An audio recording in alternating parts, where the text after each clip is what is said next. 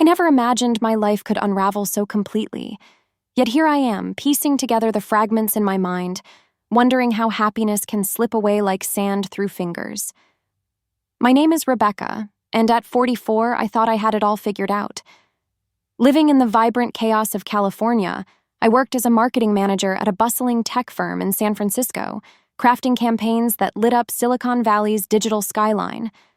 My husband, John, was my anchor, a sharp-minded lawyer who commanded courtrooms in Los Angeles with that effortless charisma that made juries hang on his every word. And then there was our daughter, Sarah, our 12-year-old bundle of energy, thriving at her private school in LA, where she dreamed of becoming a marine biologist after our family trips to the aquarium. Our days were a perfect blend of routine and joy, the kind that makes you pinch yourself. Mornings started with steaming coffee in our cozy kitchen, John and I sharing quiet laughs over the latest headlines from the LA Times before I caught the BART to SF, and he drove off to his firm. Evenings were sacred, family dinners at our favorite spots like In-N-Out, where we'd debate the best burger toppings, or homemade tacos with Sarah's endless stories from school. Weekends were pure magic, piling into our SUV for Disneyland adventures, where the fireworks mirrored the sparks in John's eyes as he held my hand, or hosting barbecue parties in our backyard, smoke curling from the grill as friends toasted to our picture-perfect life. John's love for me was unwavering. He'd surprise me with roses from the farmer's market, or whisper sweet nothings during stolen moments. We were the couple everyone envied, rooted in that American dream of hard work, family, and endless possibility. But shadows have a way of creeping in unnoticed. It started one crisp autumn day when John clutched his stomach after lunch, his face paling under the California sun. Just indigestion, he brushed it off, but the pain persisted. We rushed to Stanford Hospital, that gleaming beacon of hope in Palo Alto, where doctors in white coats poked and prodded with their high-tech machines. The diagnosis hit like a freight train: stage 4 pancreatic cancer. A few months at best, they said, their voices clinical, detached, as if discussing stock options rather than my husband's life. I froze, the sterile room spinning. How could this be?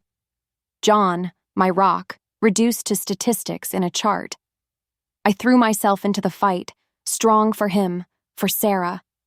Chemotherapy sessions at the hospital became our new routine, endless IV drips, the beep of monitors echoing our fading hopes. Radiation followed, zapping away at the invisible enemy, but it drained him more each day. I juggled work calls from waiting rooms, Sarah's school pickups, and nights holding John's hand as he weakened. Friends rallied with casseroles and prayers, but inside, I was shattering. 5 months later, on a rainy February evening, he slipped away in that same hospital bed, his final words a faint "I love you" that echoed in my soul. The funeral was a blur. Hundreds at the LA cemetery, colleagues sharing stories of his courtroom triumphs, family hugging us tight under overcast skies. American flags fluttered nearby, a nod to his veteran father, Robert. Sarah and I couldn't stay in our empty house. The memories choked me. So we moved in with John's parents, Robert and Mary, in their spacious LA home in the hills, palm trees swaying outside, a pool glistening like a promise of normalcy. Robert, a retired businessman with a kind smile and stories of building his empire from nothing, welcomed us warmly. Mary, the quintessential housewife, baked apple pies and organized playdates for Sarah. At first, it felt like a lifeline. We attended church services together, picnicked in Griffith Park, and shared meals around their oak table, discussing everything from Dodgers games to the latest Hollywood buzz. Yet, as weeks blurred into months, cracks appeared. One sleepless night, I scrolled through John's old phone, seeking solace in photos. What I found shattered me anew. Messages, intimate and betraying, with a young woman from his office. "Can't wait for our next escape," one read, dated just before his illness. My heart plummeted. Had our love been a facade? Tears streamed as I pieced together the affair, hidden lunches in Beverly Hills, excuses I'd naively accepted. Trust evaporated like morning fog over the Pacific. I confided in no one, burying the pain deep. Loneliness enveloped me, a heavy fog in the city of angels. Why had he strayed? What secrets lurked beneath our perfect life? As I lay awake, staring at the ceiling, I wondered if I'd ever feel whole again, or if more shadows waited just beyond the horizon. The days after discovering John's betrayal stretched long and heavy, like a California summer with no breeze. Living in Robert and Mary's sprawling Los Angeles home felt like borrowing someone else's life, a guest in a world that wasn't mine. At 44, I was a marketing manager clawing my way back to normalcy, driving the I-405 each morning to my tech job, where I crafted campaigns with a smile that hid my fractured heart. Sarah, my sweet 12-year-old, was finding her footing at school, her laughter a rare light in my fog of grief.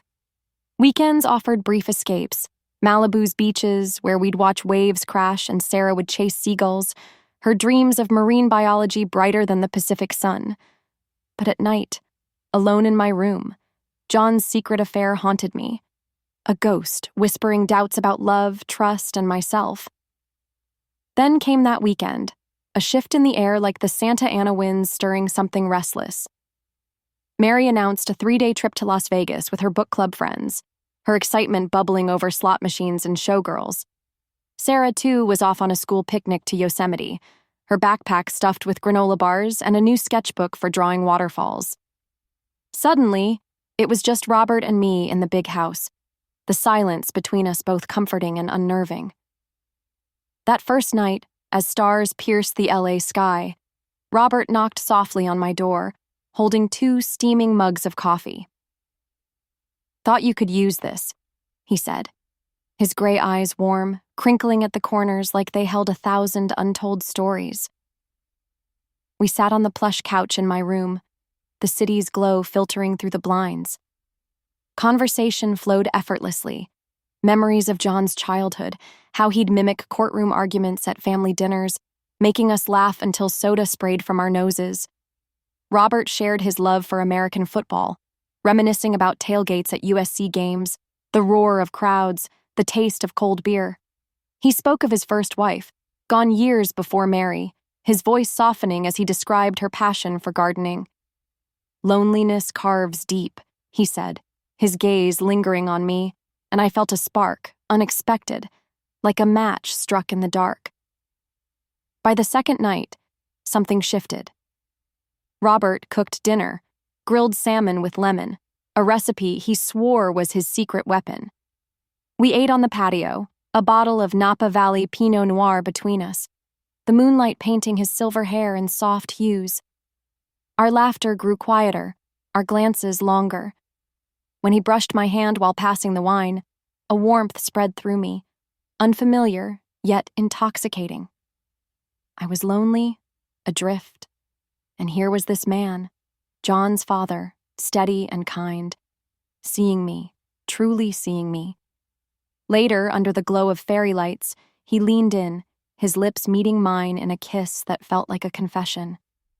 My heart raced, torn between guilt and a hunger for connection. We moved closer, our whispers mingling, our touches a silent language of need and solace, coded in the brush of fingers and the press of bodies in the quiet night. By the third night, our bond deepened, a secret dance of glances and stolen moments. We talked of Hollywood classics, quoting Casablanca, as we drove his vintage Mustang along Mulholland Drive, the city sprawling below like a dream. But then came the twist, a shadow in our fragile light. Over coffee that morning, Robert's hand trembled, and he winced, clutching his chest. "It's nothing," he said, but I pressed, my marketing instincts sniffing out half-truths. Reluctantly, he admitted to a heart condition, undisclosed to Mary, even to John. "Just managing it," he murmured, but his eyes betrayed fear. My worry surged, yet so did my love, a fierce need to protect this man who'd awakened something in me. As we sat in the backyard, the scent of jasmine heavy around us, I held his hand, promising to keep his secret. Our connection felt like a lifeline, but I couldn't shake the question. What else was hidden in this house of secrets, and how long could our stolen moments last? Mary's return from Las Vegas shattered the fragile bubble Robert and I had built, like a sudden storm over the Hollywood hills. At first, everything snapped back to the facade of normalcy. Family dinners at our favorite Italian spot in Beverly Hills, where we'd share plates of pasta and stories about the day. Sarah's school triumphs stealing the show.